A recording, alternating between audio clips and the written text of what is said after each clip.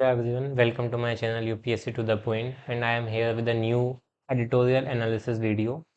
Depth में हम इसकी अंडरस्टैंडिंग बनाएंगे, क्या है इसके अंदर, एनालिसिस करेंगे इसको। We will try to link it with your prelims and main syllabus. कहाँ पे स्पेसिफिकली ये मेंशन हो सकता है आपके आंसर राइटिंग में। सो टेक अ पेपर, आप इनको नोट डाउन कर सकते हैं। देखिए, we try to understand editorials और आर्टिकल्स फ्रॉम द न्यूज़पेपर। कुछ एक दो पॉइंट ऐसे होते हैं that can be mention in the answer specifically, जो वैल्यू एडिशन का काम करते हैं। वहीं प्रीलिम्स के पर्सपेक्टिव से भी काफ़ी इंपॉर्टेंट हो जाता है। सपोज कीजिए आपका ये वाला टॉपिक आया हुआ है, जैसे आज Himalayan blunders that are ravaging the Himalayas. So specifically it comes under economy plus environment. What does it mean?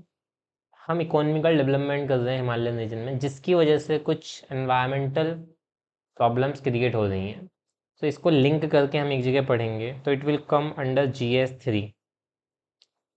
ये डिज़ास्टर मैनेजमेंट के अंदर हो सकता है, इकोनॉमिकल डेवलपमेंट के अंदर हो सकता है। 2 या 3 point you can just make a separate note कि GS 3 का वैल्यू एडिशन है आपका, उसमें आप नोट डाउन कर लीजिएगा जो पॉइंट मैं आपको बताऊंगा। एट द सेम टाइम, क्योंकि हिमालयन इकोसिस्टम की बात हो रही है, तो very fragile area, Himalayan ecosystem कई सारे नेशनल पार्क लगते हैं और काफ़ी कंजर्वेशन होता है यहाँ पे। तो वहाँ पे कुछ नेम ऐसे स्पेसिफिक आते हैं लोकेशन के, तो यू मस्ट नोट डाउन जिससे आप इसको याद रख सको। सो अंडरस्टैंडिंग के साथ साथ में आप वैल्यू एडिशन कर सको अपने नोट्स में या फिर प्रीलिम्स के लिए। So let's start this topic. I will summarise, I won't read it line by line, कुछ रीड करूँगा but in general I will try to summarise for you. So इस वाले पॉइंट में जो राइटर हैं Malika Banot, she is trying to tell the beauty of Himalaya, कि हिमालय बहुत अच्छा है। देखिए, स्नो कवर्ड पीक्स होती हैं, बट अब वो सब गायब हो रही हैं पीक्स धीरे धीरे। उसके अलावा हिल्स बैरन होती चली जा रही हैं, एनवायरनमेंट डिग्रेड हो रहा है धीरे धीरे, ट्रेजेडी हो रही हैं, road buildings being swept by raging reverse, नदियाँ बहा के ले जा रही हैं बिल्डिंग्स रिवर्स को। हिमाचल प्रदेश उत्तराखंड में, जो कि दिखाता है फ्लॉ डेवलपमेंट को, किस तरीके से डेवलपमेंट में कुछ खामियां हैं, कुछ प्रॉब्लम है, जिसकी वजह से सिचुएशन क्रिएट हो रही है एक इको फ्रेजाइल रीजन में। रोड ब्लॉक हो जाती हैं लैंडस्लाइड के बाद में। जोशीमठ का आपने पता ही होगा आपको, करंट अफेयर्स में आया था, सिंकिंग, नीचे बैठ रहा था सिटी, वो उसमें क्रैक्स आ रहे थे। तो ये सब एक हैवोक जैसी क्रिएटेड सिचुएशन है देवभूमि में। तो देखिए, हमने ये रीड करा, हमें इससे क्या निकालना है? In generally there is nothing to note down, तो इतना ध्यान रखना। अच्छा हाँ, हिमालयन इकोसिस्टम में प्रॉब्लम है, जो पहाड़ हैं वहाँ पे फ्लड्स आ रही हैं, वहाँ पे रिवर्स में बहा चला जा रहा है सब कुछ, लैंडस्लाइड हो रहे हैं, सिंक हो रही हैं कई सारी सिटीज़, जैसे जोशीमठ का एग्जाम्पल्स है। और ये सब किसकी वजह से है? Flawed development. हम जो डेवलपमेंट कर रहे हैं वो प्रॉपर नहीं है, वो एनवायरनमेंट को ध्यान में रखते हुए नहीं किया जा रहा है। Road project bypass the rules. Road project ऐसे जो बाईपास कर रहे हैं रूल्स को, ऐसे रूल्स जिनको ध्यान में रखना जरूरी है, उनको बाईपास करके प्रोजेक्ट्स डेवलप किए जा रहे हैं।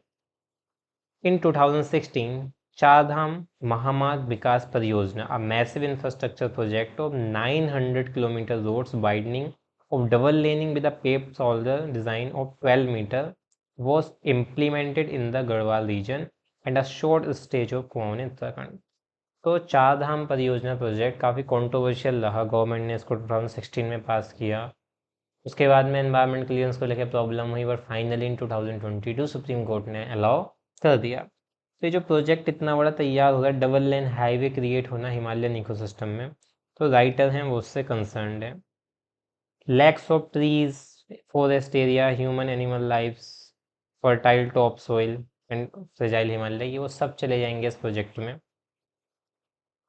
उसके अलावा tons of muck generated have choked water sources by law of project to more than इतने kilometre in environment clearance. Project of more than 100 kilometre need environment clearance. 100 kilometre से ज़्यादा का प्रोजेक्ट इसके अंदर इस टाइप का है कि इसमें एनवायरमेंट क्लियरेंस की नीड पड़ेगी। लेकिन टूरिज़्म के जो प्रोजेक्ट्स हैं, प्लान्स हैं, वो रिजल्ट हैं election agenda are time bound. अब हाल मतलब, देखिए, ये राइटर के एक पर्सनल ओपिनियंस होते हैं, you can learn from this, connect कर सकते हैं, बट आपको पर्टिकुलरली अडॉप्ट नहीं कर रहे होते हैं। ये कह रहे हैं कि इलेक्शन की वजह से एक एजेंडा क्रिएट करके बहुत जल्दी से किया जा रहा है कि you can influence the voters because of development tourism, क्योंकि जो माउंटेन रीजन्स होते हैं, if government is doing something for the tourism sector, तो मोस्ट ऑफ द जो लाइवलीहुड है लोगों का वहाँ के, वो उसी से आता है। तो इसलिए लोग थोड़े खुश हों, शायद वोट दे दें। All laws of land are bypassed. In the case, the massive project was broken into 53 small projects, each less than 100 km long, thus bypassing environmental impact assessment requirements. क्या करा गया? प्रोजेक्ट को ब्रेक कर दिया गया। Now what is environment impact assessment? Separate topic है GS mains 3 में आपका।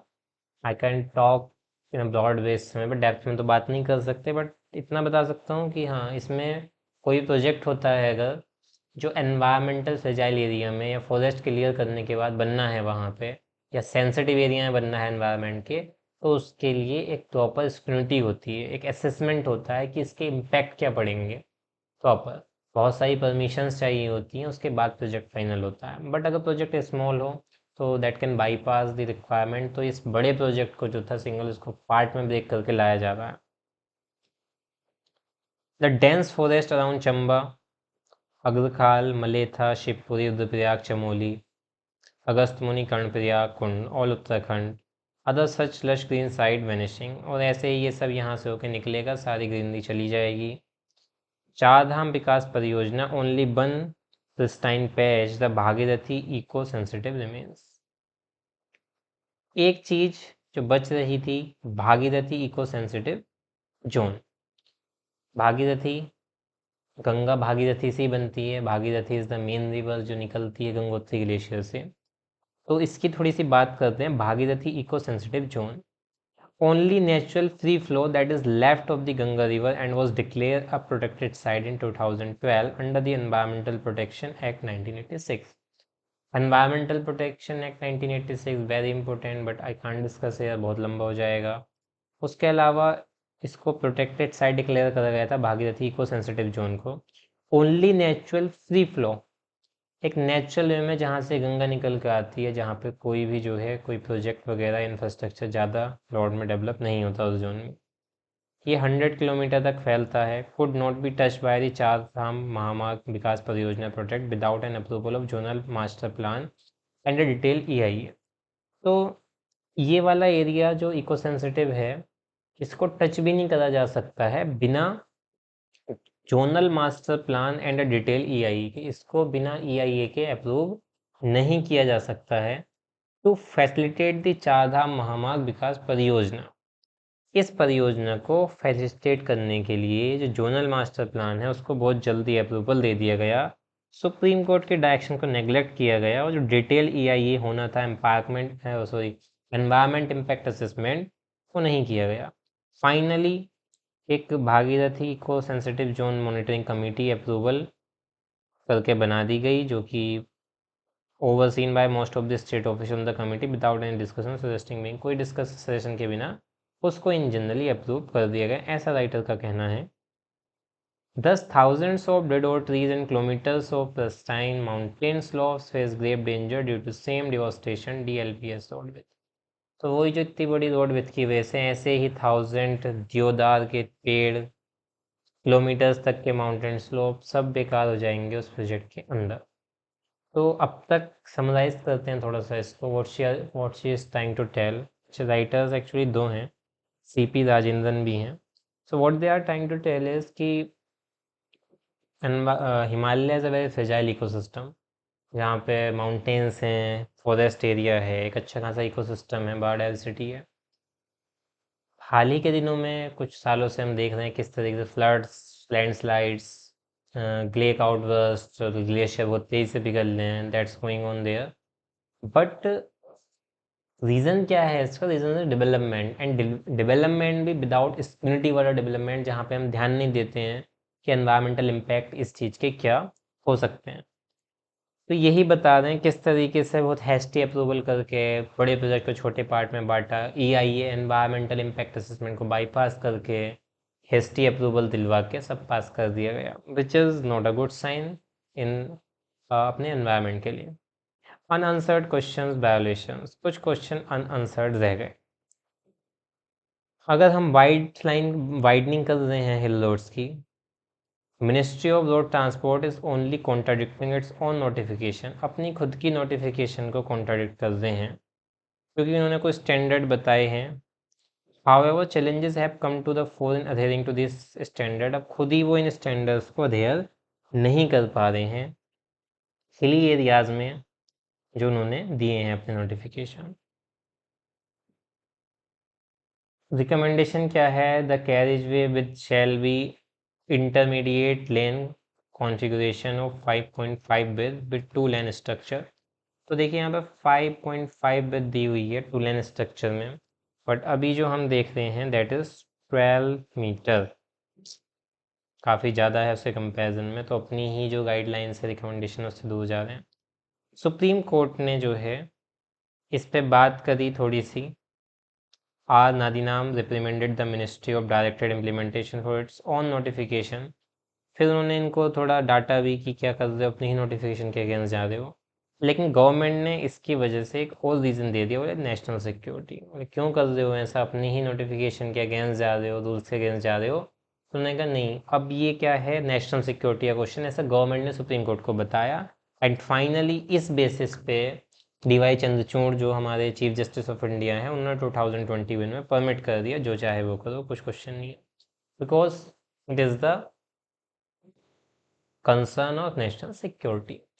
उसके अलावा हाल ही में फॉरेस्ट कंजर्वेशन एक्ट आया है, सेम वहाँ पे भी कुछ चीज़ें, 100 किलोमीटर बॉर्डर लाइन जो है हमारी, उसमें जो प्रोजेक्ट्स तैयार होंगे इंफ्रास्ट्रक्चर वाले, उनको विदाउट क्लियरेंस पास कर दिया जाएगा, ऐसा ही प्रोविज़न वहाँ भी है कुछ। A review is called for as there are many unanswered question, कई सारे क्वेश्चन अनआंसर्ड रह गए। Defence ministry wanted a 2-lane 7 metre with road in first place, पहले क्यों 7 मीटर वाली रोड चाहती थी डिफेंस मिनिस्ट्री, बाद में उन्होंने क्यों अपना वो चेंज कर दिया, ठीक है, डिफेंस मिनिस्ट्री ने। एक क्वेश्चन यहाँ रेज होता है, double lane road with sufficient in the border areas which is so called feeder road which is 80 km away from the borders in the BESZ zone being widened to DLPS standard। तो जो already एक road with थी जो sufficient है border areas में, feeder road कहा जाता है, उसको क्यों दोबारा से इतना चौड़ा करा जा रहा है? Again question, how is a vulnerable road bit design that leads to unstable mountain slope suitable for strategic road, ऐसे स्लोप पे बनाया जा रहा है, अनस्टेबल माउंटेन स्लोप पे रोड विथ, क्या ये सुटेबल होगी उस चीज़ के लिए, कैसे सुटेबल हो सकती है उस एरिया में? रोड ट्रांसपोर्ट मिनिस्ट्री ने क्यों सजेस्ट किया double landed zone road with को for BESZ but change its stance 2 month later? उन्होंने जो सजेस्ट किया था क्यों उसको चेंज करा, क्यों विदाउट EIA? मतलब she is raising many questions. तो ये क्वेश्चन जनरली यही हैं कि दे आर ट्राइंग टू से क्यों एनवायरनमेंट पे फोकस नहीं कर रहे हो, व्हाट्स द रीज़न, क्यों डेवलपमेंट और सिक्योरिटी के नाम पे इतना सारा एनवायरनमेंट डिग्रेडेशन कर रहे हो, दैट्स ऑल। ज़्यादा हर एक लाइन को पढ़ने की नीड नहीं है, सब में वही क्रिएट होगा। मॉनसून से पहले Uttarakhand government increase the carrying capacity of all चार धाम यात्रा, चार धाम यात्रा की कैरिंग कैपेसिटी बढ़ाई गवर्नमेंट ने, 9,000 पैसेंजर पर डे कर दिया गया। Bhagirathi eco sensitive zone notification calls for regulation of vehicle traffic, वो जबकि व्हीकल ट्रैफिक के रेगुलेशन की बात करते हैं ताकि ज़्यादा पोल्यूशन ना हो वहाँ पे, इस वजह से जो गंगोत्री ग्लेशियर है तो उनकी रेगुलेशन फिक्स करी गई है कि 9,000 पर अब बढ़ा दिया गया है, पहले कम था। Expert have repeatedly pointed out that the Char Dham shrine of Uttarakhand are already overburden, अब पहले ही कह रखा है एक्सपर्ट्स ने कि जो चार धाम वाले प्रोजेक्ट हैं वो ऑलरेडी ओवरबर्डन है, उसमें और ज़्यादा आप अगर उसकी वो बढ़ाओगे कैपेसिटी तो बहुत बुरा एनवायरनमेंट इम्पैक्ट पड़ सकता है उसका। कैरिंग कैपेसिटी कितना वो कैरी कर सकते हैं बर्डन को।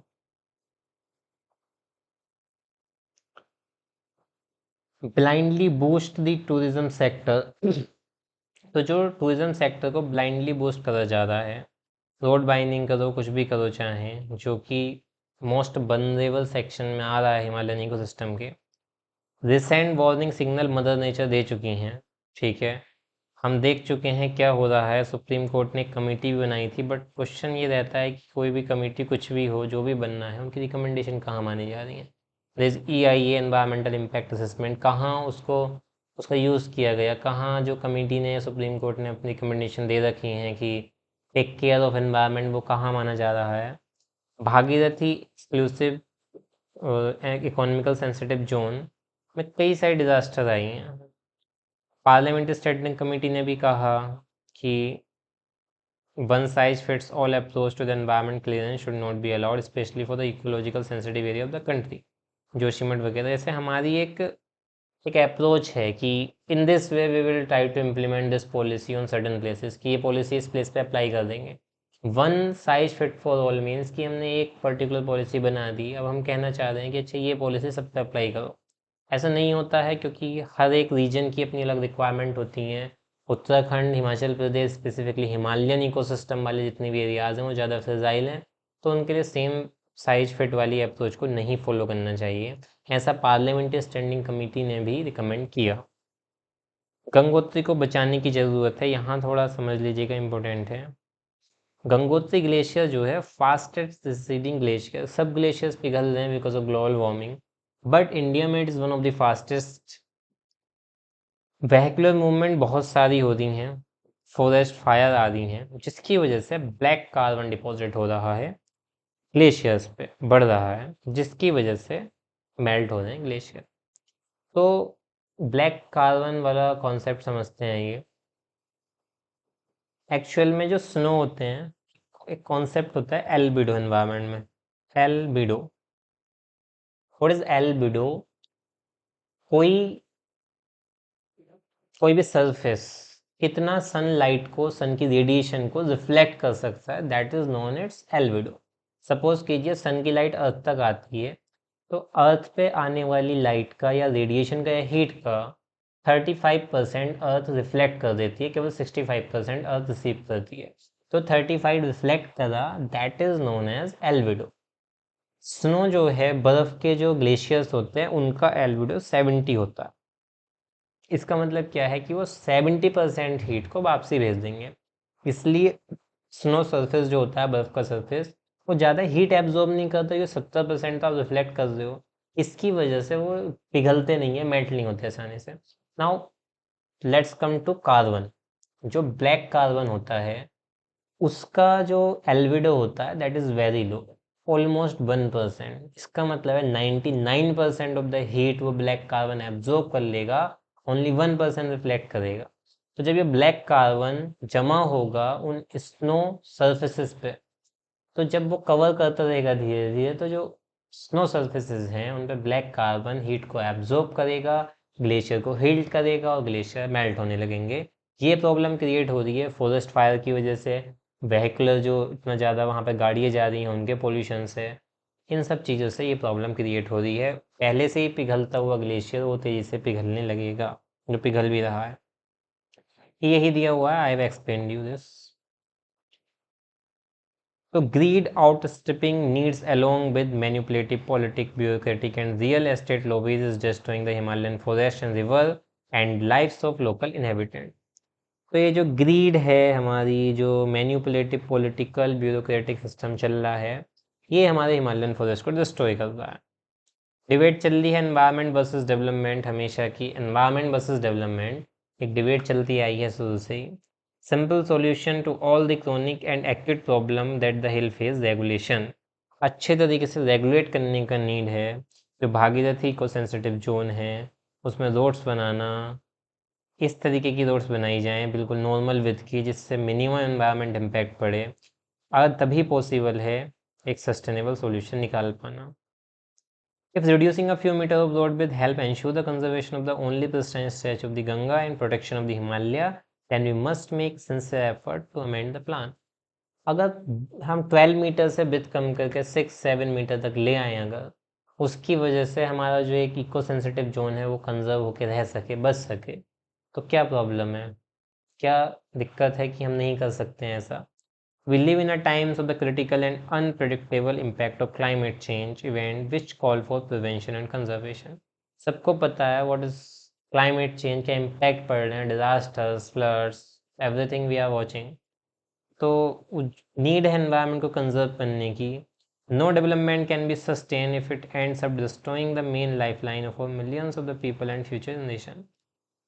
No development can be sustain, कोई डेवलपमेंट सस्टेन नहीं रह सकता है, नहीं टिक सकता है अगर हम अपने एनवायरनमेंट को डिस्ट्रॉय कर दें। तो जो उसका आउटकम होगा उससे सारी लाइफ ख़त्म हो जाएगी, कोई डेवलपमेंट बचेगा ही नहीं। इसलिए there is a need to balance the development and environment protection. That's all. अब क्या की टेक अवेज हैं इस एडिटोरियल से, दैट्स वेरी इंपॉर्टेंट। तो first of all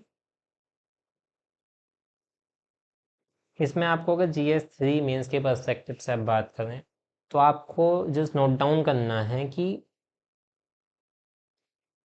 Chardham project, Chardham project क्या कर रहा है, causing environmental degradation. Environmental degradation कर रहा है कहाँ पे, फ्रेजाइल हिमालयन इकोसिस्टम में। आप ये यूज़ कैसे करते हैं, सपोज कि राइटिंग आंसर एनवायरनमेंट पे कोई आप आंसर रख रहे हैं जहाँ पे बात आ रही है हिली एरियाज़ में डेवलपमेंट की बात आ रही है या एनवायरमेंटल कंजर्वेशन की बात आ रही है, तो आप इस चीज़ को किसी पॉइंट में मेंशन कर सकते हैं, डेवलपमेंट वर्सेस कंजर्वेशन, कि हमें डेवलपमेंट को थोड़ा सा लिमिट में लाना पड़ेगा। एग्जाम्पल दे सकते हैं, चारधाम परियोजना का इम्पैक्ट डाल सकती है ग्लेशियर्स पे, तो किस तरह का इम्पैक्ट डाल सकती है, तो हमें उसको थोड़ा सा लिमिटेड वे में डेवलपमेंट करना चाहिए ताकि डिस्ट्रक्शन ज़्यादा ना हो, क्योंकि we are already facing climate change issue. इस तरीके की lines you can use in your answer. वो यूज़ जब भी कर सकते हैं जब आप इसको लिखोगे एंड ट्राई टू रिमेंबर कि हाँ I will have to use this. Even if you are writing answer in economical development simple, जहाँ पे इंफ्रास्ट्रक्चर की बात चल रही है, प्रॉपर रोड इंफ्रास्ट्रक्चर की, वहाँ पे भी बिफोर वर्ड में यू कैन यूज़ कि अच्छा ठीक है रोड इंफ्रास्ट्रक्चर डेवलप करो बट एनवायरमेंटल कंजर्वेशन का भी ध्यान रखा जाए, यू कैन यूज़ दिस, ठीक है। उसके अलावा प्रीलिम्स के पॉइंट ऑफ व्यू से भागीरथी इको सेंसिटिव जोन, उस जोन को देखने का पर्सपेक्टिव आपका ज्योग्राफिकल होना चाहिए। गंगोत्री ग्लेशियर्स की लोकेशन, भागीरथी रिवर कहाँ के मिलती है आगे, गंगा कैसे बनती है, अलकनंदा, मंदाकिनी, पिंडा, जो भी रिवर हैं उनको समझिए, मैपिंग करिए उनकी proper. That's how we stretch a topic. एक टॉपिक से you can have multi facet knowledge, तो कनेक्टिविटी बनेगी वहाँ से। उसके बाद में की concept black carbon impact on glaciers, मैंने आपको एल्विडो बताया, just note down what is albedo. Albedo जितनी आप हीट रिफ्लेक्ट कर सकता है कोई भी सरफेस, अर्थ के एल्विडो इज 35, ग्लेशियर्स के एल्विडो इज 70, जो सबसे ज़्यादा होती है दुनिया में, सबसे ज़्यादा जो एल्विडो सरफेस है वो ग्लेशियर्स का होता है 70, कार्बन जमा होने से उस पर इम्पैक्ट पड़ रहा है। This kind of thing you can mention. हम बात करें एनवायरनमेंट में ग्लेशियर्स मेल्ट होने की, ग्लोबल वार्मिंग की, तो we can use this knowledge ना। हमें पता है कि ब्लैक कार्बन एमिशन जो हो रहा है वो ग्लेशियर्स पे जाके सरफेस पे बैठने के बाद में, सिंक होने के बाद वहाँ पे उसको हीट कर रहा है, दैट्स वाई ग्लेशियर वो तेज़ी से मेल्ट हो रहे हैं। Global warming is the reason कि ओवरऑल एनवायरनमेंट गर्म हो रहा है, बट स्पेसिफिकली वो ब्लैक कार्बन उसको टच करके गर्म कर रहा है। You can mention this in your answer, but you can mention these things only when you write down 2 or 3 points. Try to remember and try to include whenever you write an answer. So thanks for watching this video. Baki daily I make a video on one topic, only 1 या 2 topic maximum. अगर ज़्यादा important होता है तो I take 2 topics. One topic, but that is enough. If you try to learn it religiously, honestly, you just note down point, try to reflect that in your answers, तो बहुत beneficial है, ठीक है। सो अगर आपको वीडियो पसंद आई हो तो चैनल को सब्सक्राइब, वीडियो को लाइक, शेयर। उसके अलावा और भी वीडियोस हैं, आप उनको देख सकते हैं। एडिटोरियल कभी पुराने नहीं होते हैं, पीछे जाके चेक करिए। I explain editorial in the same manner, जहाँ पे आप समझ सकते हैं, ओपिनियन जनरेट कर सकते हैं, यू कैन मेक नोट्स और थोड़ी अंडरस्टैंडिंग बढ़ाइए अपनी UPSC जर्नी। Thank you.